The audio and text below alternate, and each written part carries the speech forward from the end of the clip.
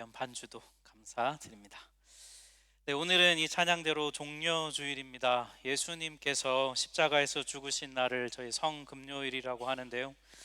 그 금요일 전 주일 예수님께서 예루살렘에 입성하신 것을 기념하는 주일입니다. 그때 사람들이 종려나무 가지를 흔들면서 예수님을 환영해왔기 때문에 오늘을 종려주일이라고 해요.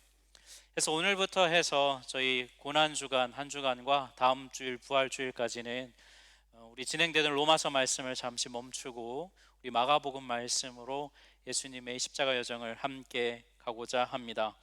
오늘 본문은 예수님께서 이 십자가 죽음을 하루 앞둔 그 전날 저녁에 대한 내용이에요. 예수님께서는 제자들과 마지막 만찬을 함께 나누십니다.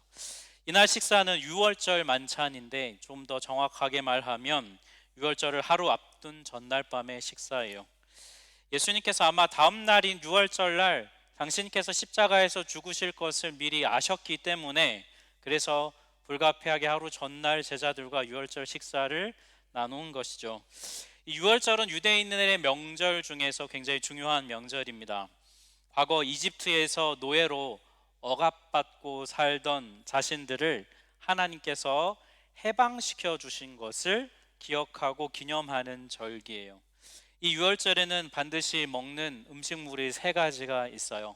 첫 번째는 누룩이 들어가지 않은 빵을 먹었습니다. 이 히브리어로는 마짜라고 하는데요. 누룩은 이게 빵을 부풀리게 하기 위해서 넣는 재료입니다. 이 이집트에서 탈출하고 해방되던 그 날에 굉장히 좀 긴박하게 탈출을 해야 했기 때문에 누룩이 빵을 부풀게 하기를 기다릴 시간조차 없었던 것을 상징하는 의미로 이 마짜를 먹었어요.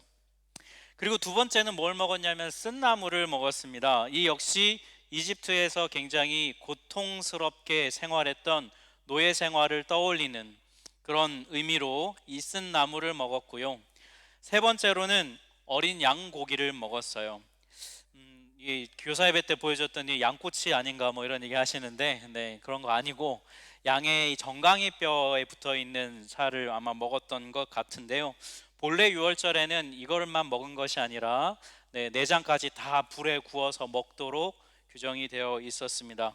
본래 양은 고기를 먹는 자체가 목적이라기보다는 어린 양의 그 피를 바르는 것이 목적이었습니다. 이집트에서의 10번째 재앙, 여러분 뭔지 혹시 아시죠?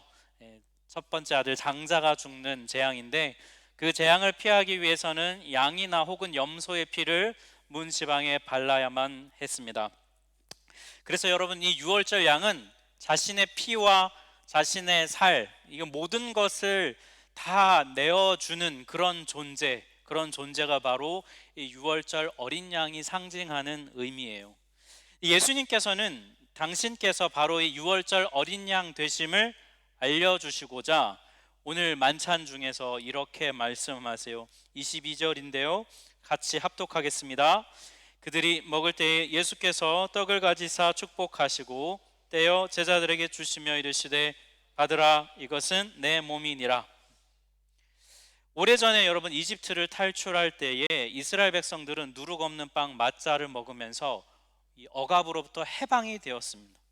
그런 것처럼 예수님은 지금 뭘 하시는 거냐면 12지파로 대표되던 이스라엘을 의미하는 12명의 제자를 세우셨습니다. 그래서 이들에게 지금 이 누룩 없는 빵을 나누어 주시면서 너희들이 바로 새로운 이스라엘이라는 거예요. 이 12제자들이 새로운 이스라엘이 되어서 죄로부터의 억압으로 해방되는 이 하나님의 새로운 출애굽, 이 새로운 구원이 너희들에게 허락된 것이다. 영원히 죄로부터의 해방된다는 그 의미로 빵을 주시는 거예요. 과거 이집트에서 억압에서 해방된 것처럼 이제는 너희가 나의 이 빵, 나의 살로 의미되는 이 빵을 먹으면서 죄로부터 해방될 것이라는 거예요. 그리고 뿐만 아니라 포도주도 나누어 주셨어요. 23절을 합독하겠습니다. 또 잔을 가지사 감사하기도 하시고 그들에게 주시니 다 이를 마시매 이르시되 이것은 많은 사람을 위하여 흘리는 나의 피 곧 언약의 피니라. 십자가에서 피를 흘려서 죽으실 텐데 그 희생은 모든 사람의 죄를 해결하는 희생이시라는 거예요. 예수님께서 근데 뭐라고 얘기하시면 당신이 흘리실 피를 언약의 피라고 말씀하세요. 왜 이렇게 말씀하셨을까? 과거 이스라엘 백성들이 이집트에서 탈출한 다음에 시내 산에 도착합니다. 거기에서 하나님께서는 이스라엘 백성들과 언약을 맺으세요. 이게 유명한 시내 산 언약이에요. 하나님과 이스라엘이 이제 정식으로 주인과 백성의 관계를 맺는 언약식이에요. 당시에는 언약식을 하면은 뭘 했냐면 동물의 피를 뿌렸습니다. 이 피를 뿌리는 의미가 뭐냐면 정말 반드시 지키겠다는 거예요. 두 당사자가 만약 어기면 이 피를 흘리는 것처럼 생명을 내가 걸고 이걸 지키겠다는 약속인 거거든요. 그러니까 굳은 결단을 의미해요.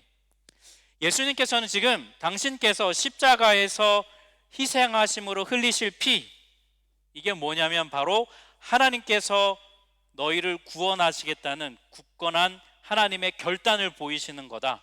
그래서 언약의 피라고 말씀하세요. 너희가 지금 이 포도주를 마시는 것은 하나님의 구원을 얻는 새로운 언약 백성이 되는 거야. 이런 의미를 가르쳐 주시는 거죠. 이렇게 몸과 피를 내어주시는 이 예수님의 희생 때문에 우리가 예수님을 가리켜서 유월절 어린 양이다 이렇게 불러요. 예수님을 부르는 여러분 다양한 호칭이 있지요. 여러분 어떤 호칭을 좀 좋아하시나요? 목자 이런 호칭 좋아하실 것 같고요. 그 다음에 구원자, 또 친구, 예수님이 요한복음에 보면 친구라고 하셨고 이런 거는 좀 좋아하고 주인 이런 거 좀 별로 안 좋아하시죠. 네, 이런 거 좀. 네. 근데 우리가 예수님을 가리켜 유월절 어린 양이라고 부를 때에는 꼭 한 가지 우리가 기억해야 되는 의미가 있어요. 그건 바로 예수님이 온 몸으로 구원을 이루셨다는 것을 우리가 기억해야 합니다. 여러분 사순절 기간에 마가복음 이 말씀을 통해서 예수님을 만나고 계신데요. 여러분 어떤 예수님을 주로 만나셨나요? 저는 이 묵상을 해오면서 특별히 오늘 이 설교 본문을 묵상하고 설교를 준비하면서 이 많이 봐왔던 이 마지막 만찬의 이 말씀이 좀 요번엔 좀 새롭게 다가왔어요. 예수님께서 복음서에서 많은 가르침을 주셨습니다. 특별히 예수님 비유에 대가셔서 굉장히 쉽게 많이 가르쳐 주셨는데요. 오늘 이 본문에서 예수님은 당신의 십자가의 희생의 죽음을 몸과 피, 빵과 포도주를 비유로 말씀을 해 주셨어요. 한마디로 예수님은 직접 당신의 몸을 내주셨고 너희가 그것을 먹음으로써 하나님의 구원이 너에게 반드시 이루어진다는 것을, 그리고 그것이 실제라고 하는 것을 먹음으로써 입증시켜 주셨어요. 여러분 우리가 이렇게 얻을 수 없는 걸 가리켜 그림의 떡이다 이런 표현 하잖아요. 네, 가질 수 없는 거. 하지만 정말 우리가 그걸 먹으면 내 것이 되는 것처럼 예수님은 빵과 포도주를 주시면서 이 구원이 실제라는 것을 각인시켜 주신 거죠. 여러분 이렇게 온몸으로 예수님 구원을 이루셨는데요. 이 예수님의 구원을 온몸으로 이루신 구원을 통해 오늘의 우리를 좀 돌아보게 돼요. 여러분 셀 모임이나 혹은 성도 간의 만남을 통해서 대화를 하다 보면 성도님의 어려움의 이야기를 들을 때가 있어요. 때로는 그 어려움의 내용이 내 힘으로는 도울 수 없는 나의 능력을 벗어난 그런 영역의 것들이 있습니다. 그럴 때는 여러분 우리가 어떻게 반응을 합니까? 힘내세요 하기도 하고, 주로 제일 많이 하는 말이 기도하겠습니다 이 말 제일 많이 하실 거예요. 그리고 정말 기도하시죠? 네, 그 공수표 남발하면 안 됩니다. 여러분 진짜 기도해야 합니다. 네, 기도하겠다고 하면 해야죠. 그런데 여러분 어떤 어려움들은 내가 가진 능력과 힘으로는 분명히 도울 수 있는 어려움들, 환난이 있어요. 그런데 우리가 실제로 그렇게 하려면 다만 좀 우리를 가로막는 장애물들이 있어요. 우리의 몸이 좀 귀찮아요. 그죠? 네, 몸으로 뭔가 해야 되니까. 또 내가 쓸 수 있는 돈이 좀 줄어들어요. 내가 좀 돈 좀 모아놨더니 또 이걸로 써서 뭐 도와야 될 수도 있고요. 또 내가 좀 편안하게 이 시간에 좀 쉬려고 했는데 그 시간을 사용해서 그 사람을 도와야 될 수도 있고요. 또 그나마 좀 여유로웠던 내 삶에 그런 것들이 좀 여유롭지 못하게 될 수도 있습니다. 근데 그럼에도 불구하고 이런 장애물을 넘어서 섬김과 도움을 행하면 상대방은 그 어려움으로부터 해방되게 되는 것이죠. 물론 여러분, 우리의 도움과 우리의 섬김이 완전히 그 어려움으로부터 벗어나게 해줄 수는 없을 수 있습니다. 하지만 그 고통과 압박감에서 숨통을 트이게 할 수는 있고요. 지금의 이 어려운 상황을 잘 버텨야겠다라고 하는 희망과 힘을 나의 섬김을 통해 전해줄 수 있어요. 우리가 조금 귀찮고, 우리가 조금 힘들고, 우리의 여유가 좀 줄어들기만 하면, 그러면 그 사람은 그 은혜를 얻을 수 있게 되는 것이죠. 우리의 이런 섬김이 예수님의 십자가 희생과 비교할 수는 없겠지만, 우리가 예수를 따르고 믿는 자로서 우리가 이렇게 섬김을 행한다면 이것은 정확하게 예수님께서 마지막 만찬 자리에서 제자들과 우리에게 행하기로 결단하시고 보여주셨던 바로 그 섬김이 바로 이것이죠. 죄로 인해서 고통받고 억압받는 우리를 하나님은 구원하고 싶어 하십니다. 그게 우리를 향한 하나님의 뜻이에요. 근데 하나님의 그 구원이 여러분 말로만 그냥 이루어지는 게 아니죠. 예수님께서 직접 온몸으로 살과 피를 내어 주심으로 하나님의 구원 계획이 이루어졌어요. 오늘날 우리에게도요, 오늘날 우리에게도 똑같습니다. 하나님께서 우리를 통해 이 땅의 구원이, 이 땅에 하나님의 나라가 확장되기를 원하시는데요, 바로 우리의 섬김을 사용하셔서 예수님이 하셨던 것과 똑같은 원리로 이 땅의 구원을 행하시죠. 예수님은 이 하나님의 구원을 이루기로, 자신의 온몸을 내주어서 이루기로 굳게 결단하셨어요. 그 결단을 25절을 통해 보면 알 수 있는데요, 같이 한번 합독하겠습니다. 내가 포도나무에서 난 것을 하나님 나라에서 새 것으로 마시는 날까지 다시 마시지 아니하리라. 네, 어떤 분들이 이거를 예수님의 금주 결단이다 뭐 이런 얘기 하시는데, 예수님 지금 와인 금지 이거를 얘기하시는 게 아니에요. 예수님 굉장히 굳은 결단을 말씀한, 이게 무슨 뜻이냐면 내가 반드시 나의 온 몸의 희생을 통해서 하나님의 나라를 이 땅에 완성하겠다는 결단의 의미예요. 반드시 내가 이루겠다는 당신의 결단의 고백이에요. 사랑하는 성도 여러분, 예수님은 십자가의 죽음을 하루 앞둔 날, 하루 앞둔 이 날에 구원을 향한 당신의 결단을 제자들에게 보여주셨습니다. 그리고 정말 실제로 구체적으로 온몸으로 이루셨어요. 우리가 이 종려주일에 또 이 한 고난주간을 보내면서 우리는 예수님의 이 굳은 결단과 그리고 실제로 그 결단을 실행하셨던 그 삶을 이 한 주간 반드시 기억해야 합니다. 그리고 여전히 오늘 이 땅에 하나님의 구원 계획이 이루어지기 위해서 예수님은 당신의 이 은혜를 우리에게 주셨고, 이 은혜를 우리를 통해 나누기를 주님은 원하세요. 하나님의 구원 계획이 이제는 우리에게 맡겨져 있는 것이죠. 사랑하는 여러분, 우리가 예수님의 굳은 결단으로 구원을 입었다면 오늘날 우리에게 맡겨진 이 구원 계획을 우리의 섬김을 통해 이 땅에 이루어가는 여러분 되시기를 주님의 이름으로 축복합니다. 네. 이어서 여러분, 예수님은 당신 자신을 이렇게 내어주시건만 제자들은 그 예수님을 내어버려요. 여러분, 26절에 따르면 만찬 식사를 마친 다음에 예수님께서는 제자들과 함께 감람산을 향해 가십니다. 근데 이때 찬양을 하면서 갔어요. 어떤 찬양을 했냐? 6월절에는 주로 이 시편 113편부터 118편까지 이 할렐 찬양이라는 걸 부르면서 감람산을 향해 순례길을 막 가는 거예요. 그런데 예수님께서 이 찬양의 분위기를 확 깨트리는 이야기를 하세요. 지금 막 이렇게 분위기가 깨지잖아요. 네. 바로 요 느낌. 네. 바로 요 느낌을 담아서 여러분 27절을 한번 읽겠습니다. 같이 읽겠습니다. 예수께서 제자들에게 이르시되 너희가 다 나를 버리리라. 여러분 상상해 보세요. 막 순례 찬양을 부르면서 막 나가는데 갑자기 니네 다 날 배신할 거야. 얼마나 분위기가 깨져요. 그죠? 저도 힘든데 예수님 정말 힘드셨을 것 같고, 네, 제자들도 힘들었을 거예요. 제자들 입장에서 여러분 굉장히 충격적인 말씀인데, 여기 버린다라는 이 단어가 헬라어 원어로 스칸달리조 이런 단어예요. 이 스칸달리조라는 단어를 그대로 번역하면 뭔가에 걸려서 넘어진다 이럴 때 이 스칸달리조라는 단어를 써요. 이 단어가 똑같이 어디에 여러분 사용됐냐면 여러분 잘 아시는 그 씨 뿌리는 자의 비유에 등장합니다.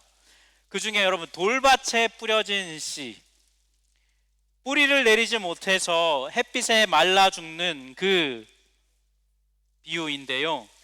그때 이 돌밭에 뿌려진 씨가 의미하는 게 뭐냐면 환난과 어려움이 닥쳐오면 뿌리가 없기 때문에 막 이리 흔들리고 저리 흔들려서 그냥 쓰러져 넘어져 버리는, 환난에 쉽게 넘어지는 그 신앙인을 뜻해요. 왜냐하면 뿌리가 없으니까. 그렇듯 예수님은 지금 이 제자들이 십자가를 향해 가시는 예수님을 쫓아가는데 그들의 죽음에 대한 공포와 두려움 때문에 예수님이 가시는 길을 끝까지 따라가지 못하고 걸려 넘어지는 것을 뜻하고 계세요.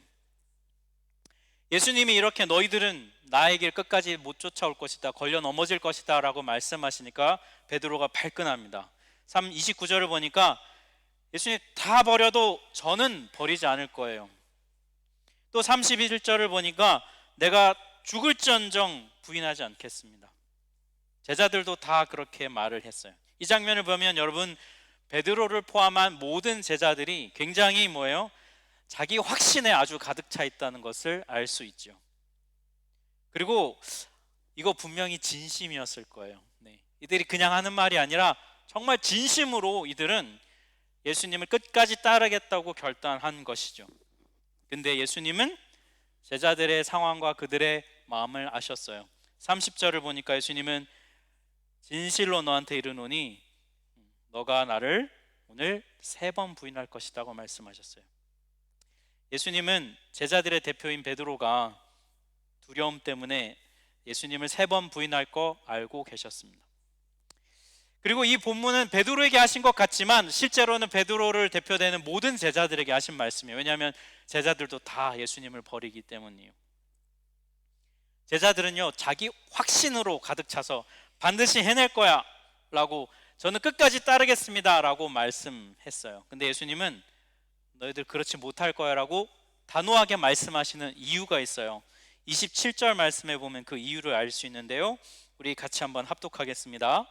예수께서 제자들에게 이르시되 너희가 다 나를 버리리라. 이는 기록된 바 내가 목자를 치리니 양들이 흩어지리라 하였음이니라. 예수님이 인용하신 이 말씀 스가랴서 13장 7절 말씀이에요. 그리고 목자를 공격하면 양들이 와 우리 목자가 공격당한다, 우리 같이 목자를 보호하자, 이게 아니고 목자를 버리고 애들이 무서워서 다 도망가거든요. 마치 그런 것처럼 예수님은 스가랴서 말씀을 인용하셔서 너희가 이렇게 될 거라는 거예요. 예수님이 여러분 제자들이 자신을 배신하고 버리고 도망가는 이 자리에서 왜 하필 이 스가랴 13장 7절 말씀을 인용하신 이유가 여러분 뭘까요? 예수님은 제자들이 당신을 버리고 도망가는 이 상황마저도 하나님의 약속의 말씀의 주권 아래 있다는 것을 선포하고 고백하고 계신 거예요. 이게 하나님의 뜻 안에 있다는 거예요. 제자들의 실패를 알고 계셨고 예견하셨습니다.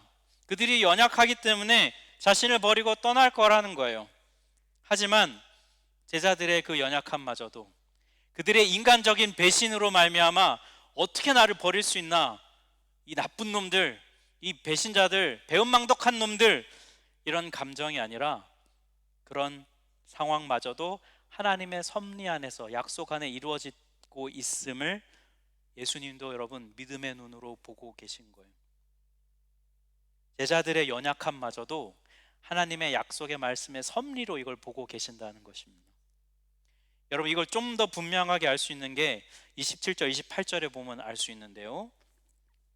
27절에서 예수님이 너희가 다 나를 버리리라고 말씀하신 다음에 28절을 보니 그러나 내가 살아난 후에 너희보다 먼저 갈릴리로 가겠다 이렇게 말씀하세요. 약속된 대로 부활한 다음에 도망가고 흩어졌던 너희들보다 먼저 갈릴리로 가시겠다는 건데요. 여러분, 이 헬라어 원문을 보면 갈릴리로 가리라 라고 번역된 이 본문이 또 다른 의미로도 이렇게도 번역이 되는데 가능해요. 어떻게 번역이 가능하냐면 갈릴리에서 인도할 것이다 이렇게도 해석이 가능합니다. 내가 살아난 후에 너희를 갈릴리에서 인도할 것이다 이렇게도 번역이 가능해요. 만약 이 번역을 따른다면 예수님의 말씀이 이런 겁니다.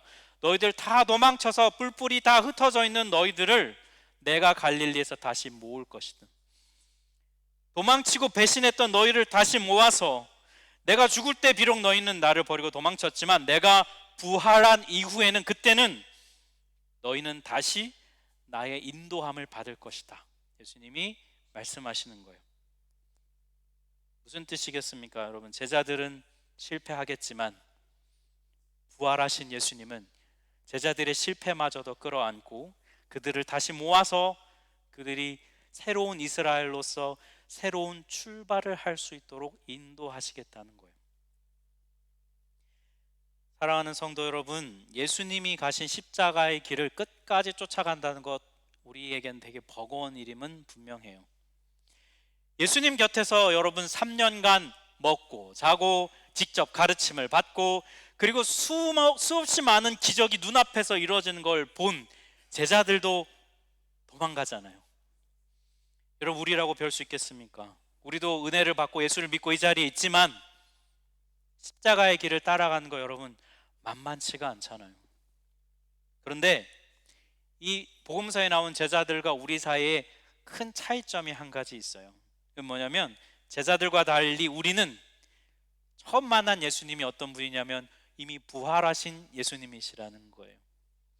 이 부활하신 예수님은 십자가의 길을 따라가다가 걸려 넘어져서 실패해서 다 도망가 버린 그 자들을 다시 모아서 다시 그들을 인도하고 새로운 출발을 하게 하신 분이십니다. 그 예수님이 지금도 부활하셔서 뭐예요?